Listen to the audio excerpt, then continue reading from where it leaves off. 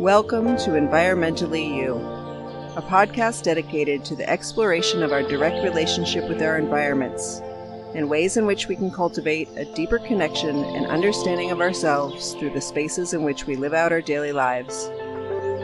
I am your host, Karina Ryder, and an environmental wellness practitioner, creative environments designer, and intuitive artist, specializing in sensorial storytelling and spiritual design.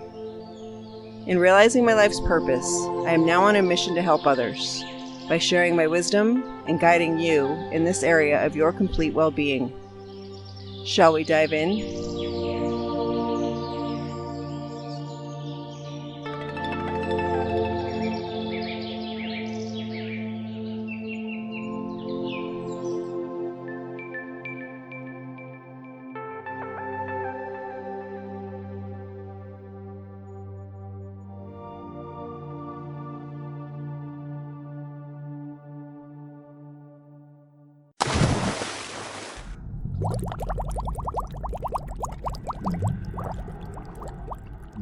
Hello everyone. Welcome to the introductory episode of Environmentally You. I'm going to start this podcast off by discussing what I mean in the podcast intro when I say our direct relationship with our environments and ways in which we can cultivate a deeper connection and understanding of ourselves, why I believe this relationship is important to acknowledge, explore, and practice, why is now the perfect time for understanding and practicing these concepts, who I believe can benefit from this, how, the short answer, who I am, also the short answer, and my intentions for this podcast. So firstly, I want to clarify my use of the word environment relative to what it is I'm about to dive into here. I have noticed that frequently when I use this term, environment, many people jump straight to the assumption that I am speaking of the global environment at large, or that I am speaking solely about natural environments. This is not the case here, nor is this podcast about global warming or other global environmental issues. Well, not directly at least. I know some people believe that these types of issues are divisive and misleading hoaxes. If this be the case, what I have to share may possibly, hopefully, will still be of interest to you. I am not here to talk about fires, floods, and other natural disasters, plastic contamination of the water and soil, or the depletion of icebergs and coral in the oceans, or why our summer was so damn hot this year. But if these are concerns of yours, what I will be exploring here with you may just help. The environments I am referring to are the spaces you live out your daily life, both indoors and out, man-made and natural. Now, with that said, have you heard of the concept your environment or home is a reflection of who you are? Well, what does that mean? Does it mean that if you have a lot of money, that you live in a mansion with designer furnishings and a pool in the backyard?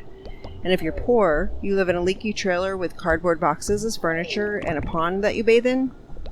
Could be. But does the amount of money you make define who you are? Maybe, somewhat. But definitely not fully. Your surroundings speak much more than how much financial income you bring home.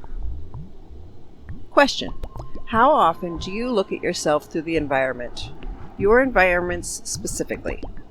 I'm going to take a wild guess that you look in a mirror far more often than you look around your room to see your reflection. What about your family, friends, coworkers, etc.? You probably notice and acknowledge yourself in others from time to time. What if you were to cultivate and maintain your relationship with your surroundings in similar ways that you do with your friends, family members, even yourself, especially yourself? And what does that look like? This is a concept I will return to throughout this podcast. It is the basis of what I am speaking about. Unrecognized by many, this is actually one of the most intimate relationships you have. It's one in which each and every one of us experiences from the moment we enter this world until the moment we leave. Unlike your other relationships, except that which you have with yourself, this relationship is constant. Well, arguably with the exception of your time asleep. Every human being who's ever existed has had this relationship, and many people these days don't even acknowledge it. And some are even completely oblivious of this connection, as in-your-face obvious as it may be. Now, every relationship requires some level of responsibility, including the one you have with the spaces that you own or rent. I call this your caregiver-property relationship. Think about it. How do you treat your environment? Lovingly? Respectfully?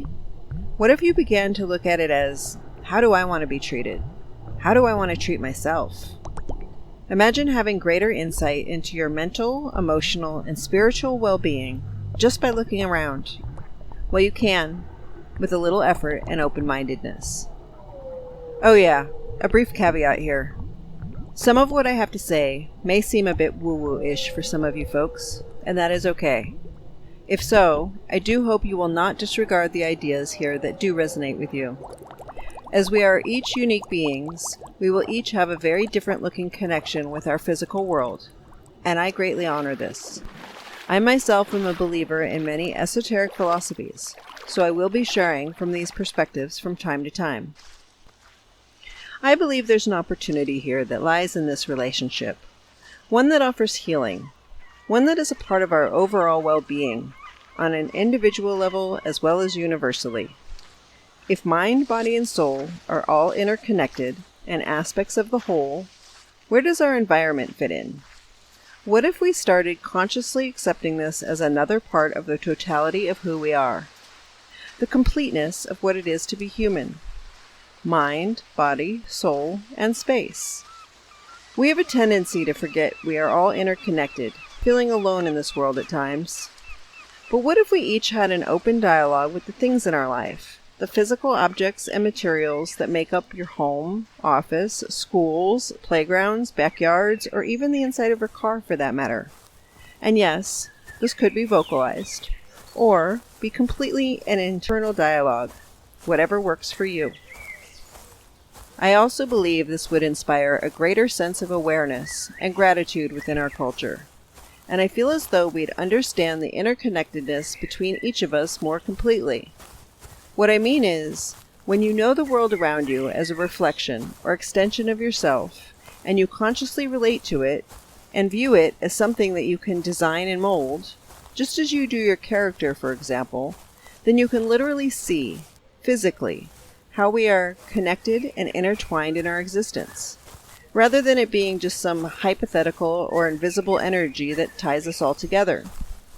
Now, I do want to say, although this may sound totally crazy to some of you, I don't believe I've uncovered some unknown secret, and I'm sure some of you out there already grasp this concept. But I think if you do, we are the minority on this one. Alright, for those of you who are still on board with me here, I want to explain why I feel that now, this particular time in history, possibly more than ever before, this way of perceiving our environments deserves not only acknowledgement and discussion, but also practices put into place. I'm going to throw a few statistics out at you, ones that I see as relevant to this topic. As of 2020, in the United States, an estimated 83% of the population lived in an urban environment. That's up from 64% in 1950. And the projected estimate for 2050 is 89%. And globally, we surpassed the 50% mark back in 2007. With the most recent statistic that I could find being 54% of the world population currently living in the urban world. And this is expected to rise to 66% by 2050.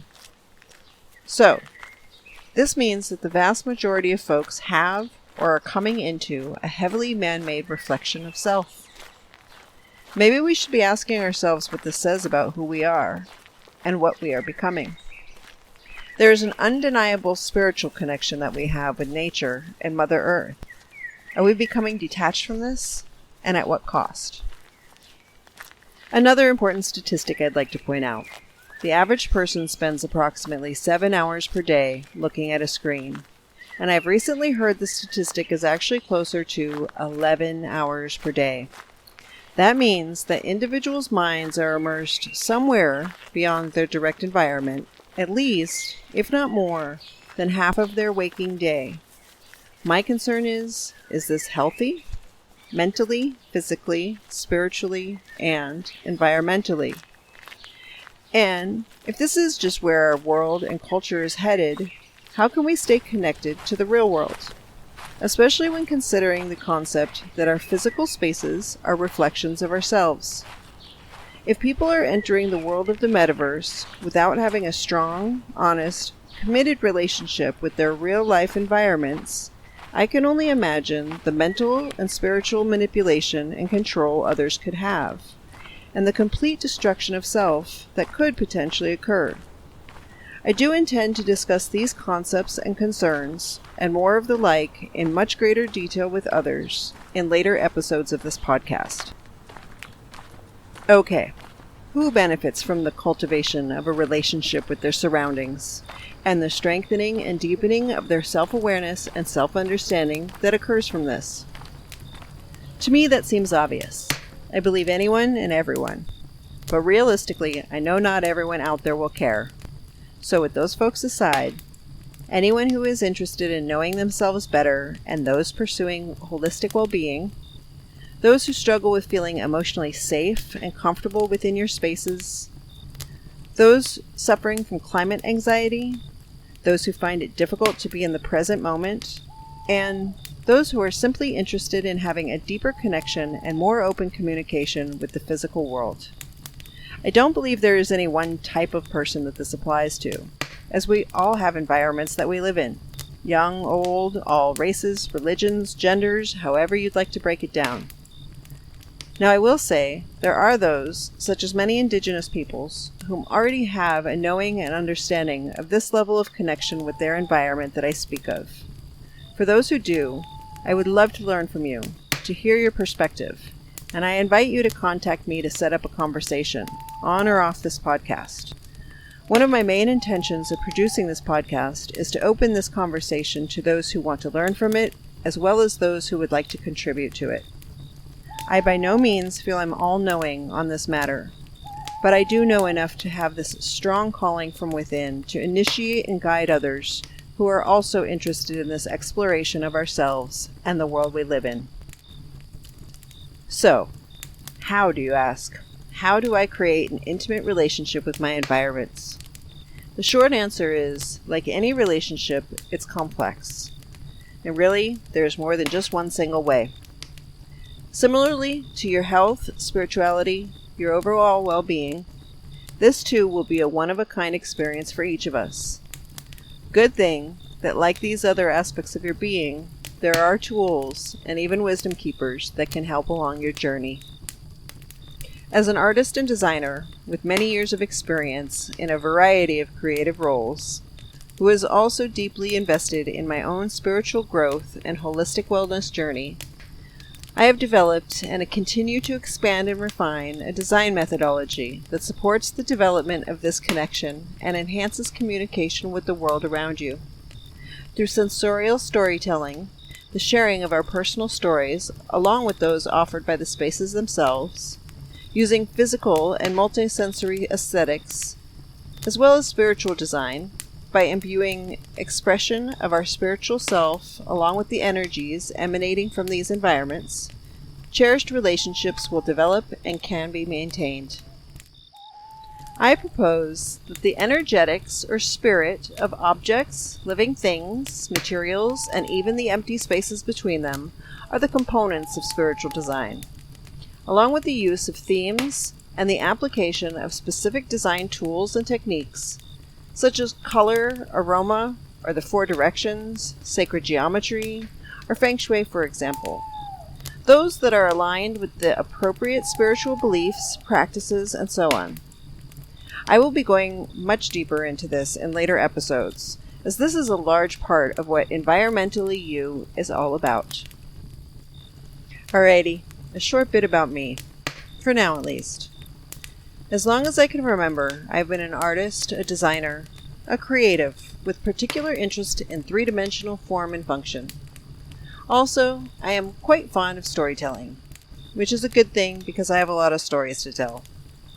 I have a profound love of the outdoors, nature, living things, plants, animals, even creepy crawlies. Well, most. Some. I'll say many.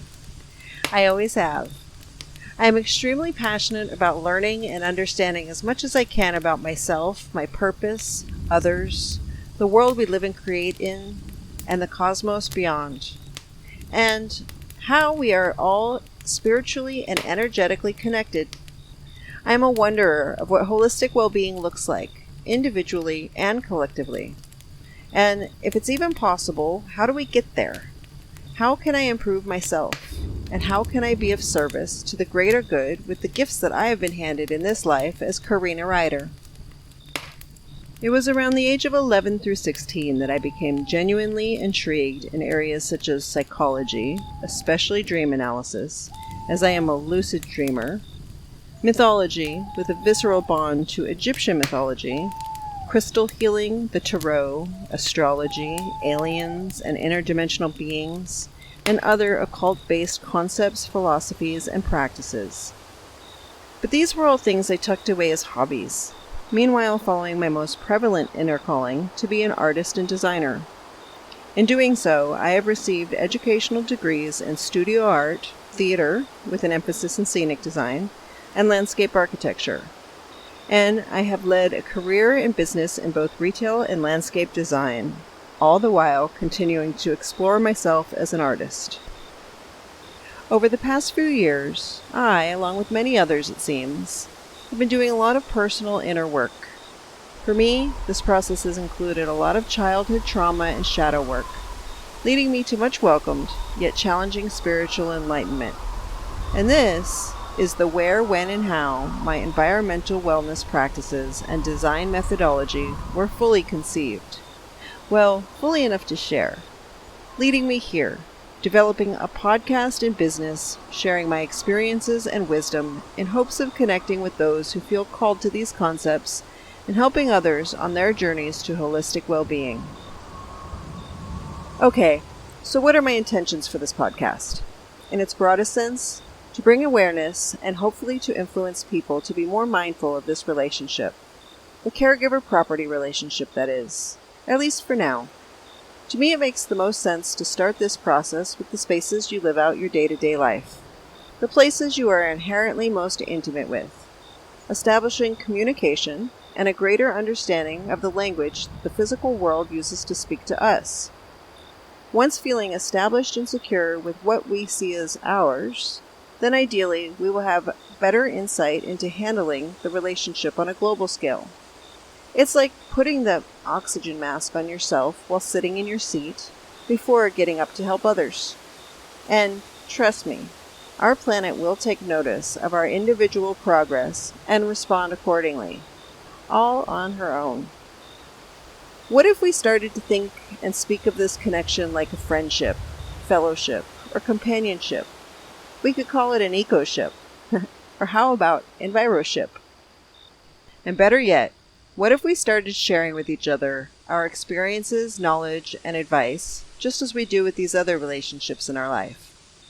As I have developed my enviroship, I have greatly enhanced my spiritual connections to the divine source and improved my overall well-being. I believe that by sharing what I have experienced, learned, and developed, that I can help others do the same. I honestly feel this is my soul's purpose here and now on this planet. I hope to inspire you to take action in the cultivation of your relationship with your environments, creating a true reflection of you, the best reflection of you. If you are a believer of climate change, and/or any of the global environmental catastrophes that we hear about regularly these days, or not, there is always room for improvement and contemplating new ways of doing things. And for those of you who are working on your manifestation skills, and/or are supporters of the ascension of humankind, I do believe this is an integral part of the process that we must address. I welcome you to join me on this part of the journey to becoming the best earthly beings we have the potential to be. Thank you very much for listening to this introductory overview of what Environmentally You is all about. In the next episode, I'll be sharing with you more about me, my background, and the development of my environmental wellness practices and design methods. And in future episodes, I will be covering such topics as the tools, techniques, and practices that I use, some of the ancient design philosophies and other supportive trains of thoughts that have influenced my objectivity, as well as a deeper dive into some of the things I have discussed here today. Also, to broaden the perspective, I will host discussions with other professionals and clients sharing their experiences and insight. If you hadn't noticed, I will point out that I have scripted this episode, and I do plan to do so for a number of others. It's important to me to make sure I communicate what I have to share clearly and with intent. But with that said, I do want to mention that I foresee having episodes that are free-flowing discussions as well. Before I go, I'd like to invite other professionals such as designers, architects, landscape architects, scientists, psychologists, healers, shamans, and wellness coaches, those who may be interested in discussing these ideas with me on this podcast, to please contact me. I know there is so much to explore, and this is one expedition I'd love to experience with the global community.